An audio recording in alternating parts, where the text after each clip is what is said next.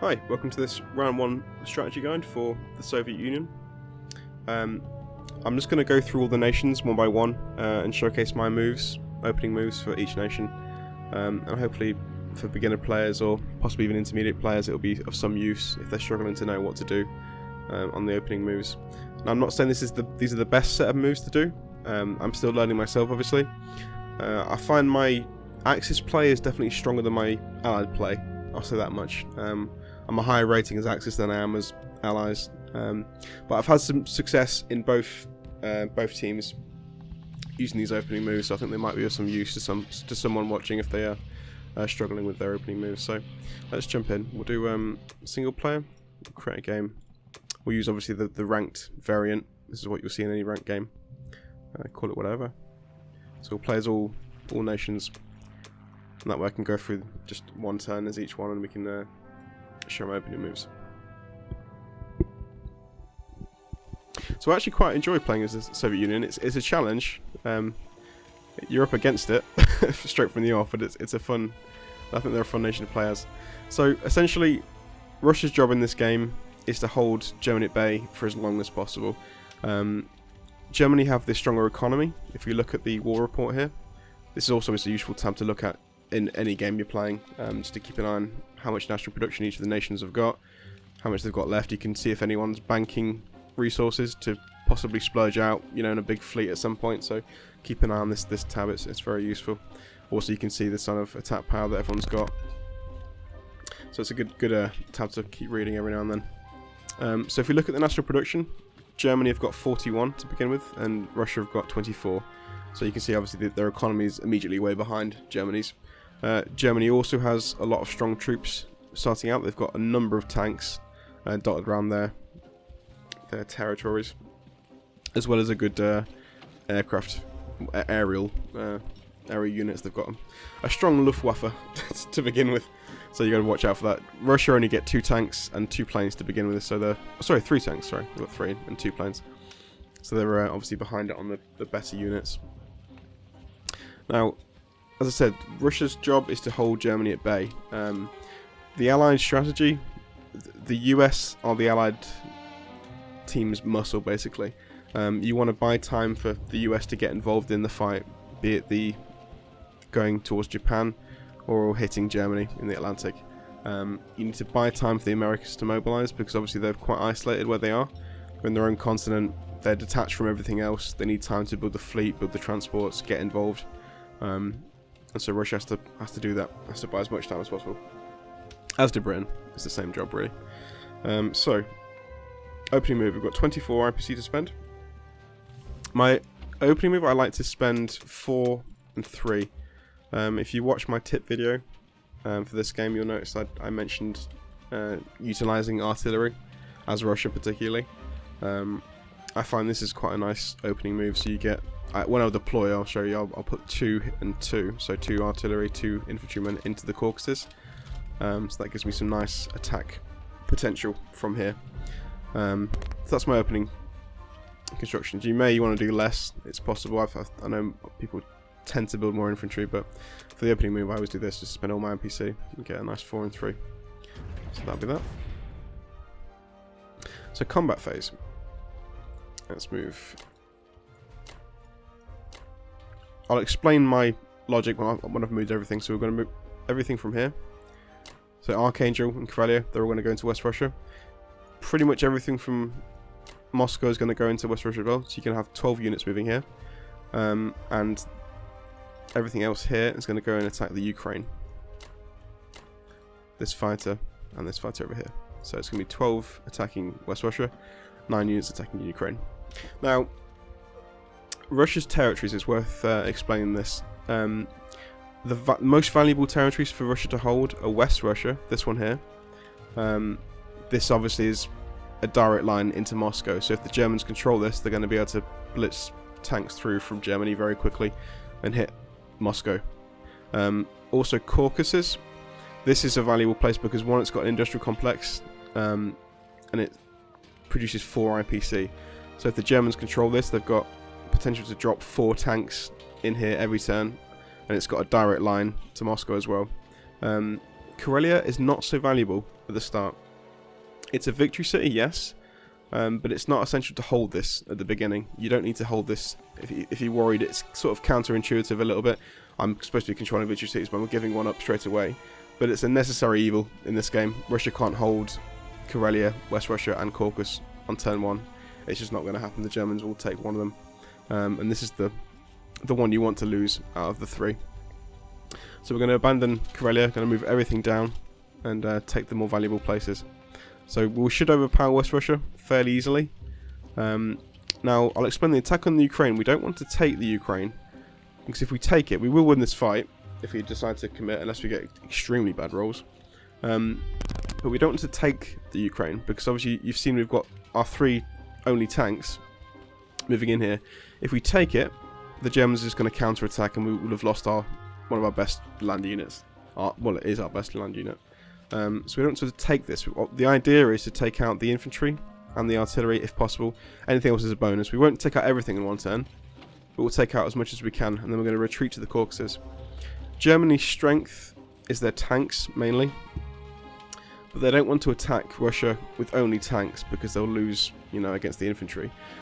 What a good attacking strategy is to have the infantry up front as a sort of meat shield, as a buffer, so the tanks can sit behind and do the damage. So any hits that are inflicted in a battle will go on the infantry. The tanks will remain unscathed. So you want to be hitting the tanks as much as possible as Russia. So taking away a lot of their buffer units like this is a good thing, at least on the initial move. Obviously you don't want to be attacking just infantry moving forward. You're playing a more defensive role after this, but it's a good idea initially just to take away some of these infantry units here.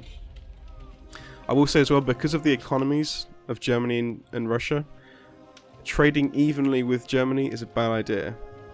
It favours the German player to trade evenly with Russia, because obviously they can outproduce Russia. So if they're losing equally, Germany will always be gaining strength faster than Russia will. So trading evenly with Germany is a bad idea. It's going to only speed your death, basically.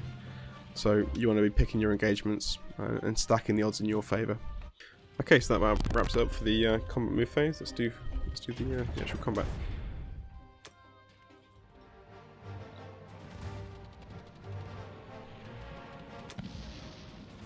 Okay, good hits there. Very good hits, actually. Oh, that's excellent.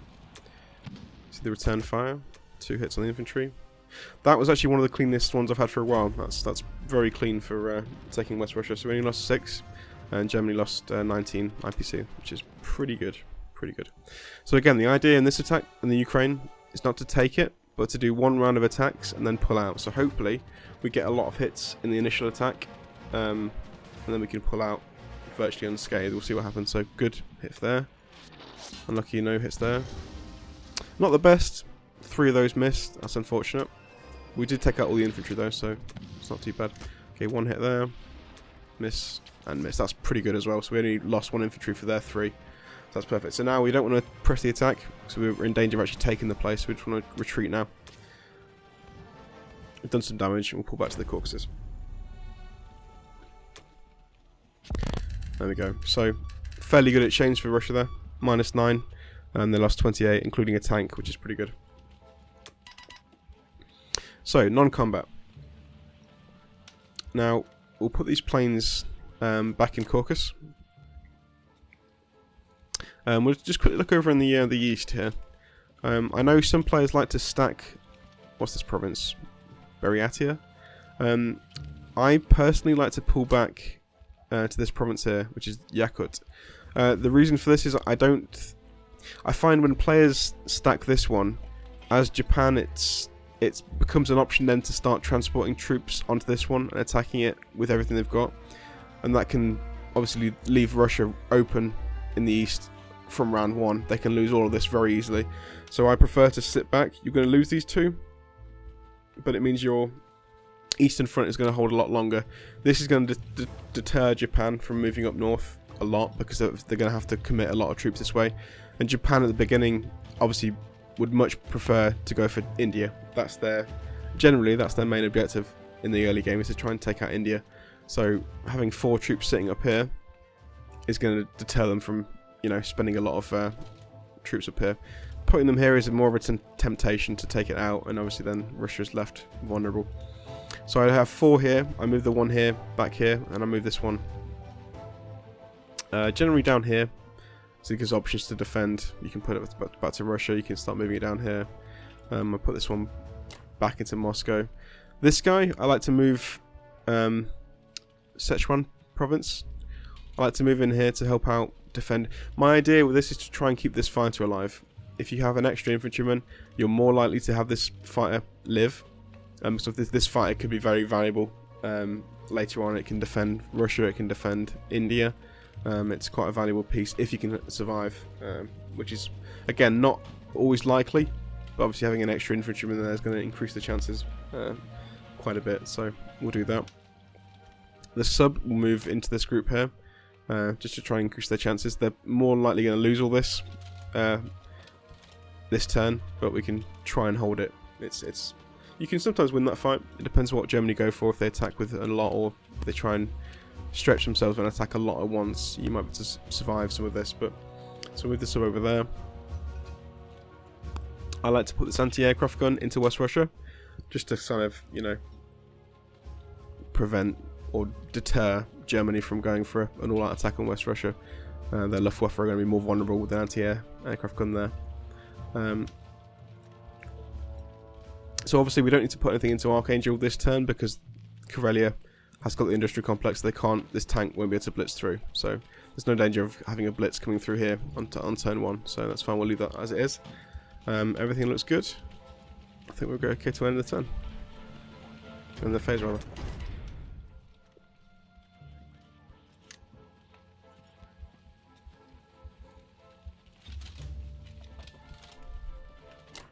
So I like to deploy 2 infantry and 2 artillery into the Caucasus.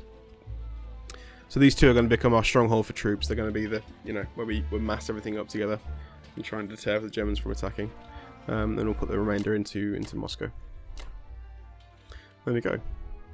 So we've got 2 reinforcement infantry coming down soon. This one will be coming across as well. We've secured the east fairly well. We're reinforcing the American player in this province. We did some decent attacks. Obviously, there's not going to be a major attack. They possibly could go for West Russia here. It's more likely, if I was the German player here, I wouldn't go for West Russia. Because obviously, if you take West Russia now, all my attack power from Moscow and, well, from Caucasus is going to be focused down on here. So it's more likely the German player now will just move everything into one province and just, again, pool his resource into one to prepare for an attack. You'll lose the Caucasus, obviously. That was part of the plan. So yeah, not a terrible turn for Russia here. Fairly good. So we'll leave this one here, and we'll catch up with Germany's first turn in the next video. Thanks for watching. Take care.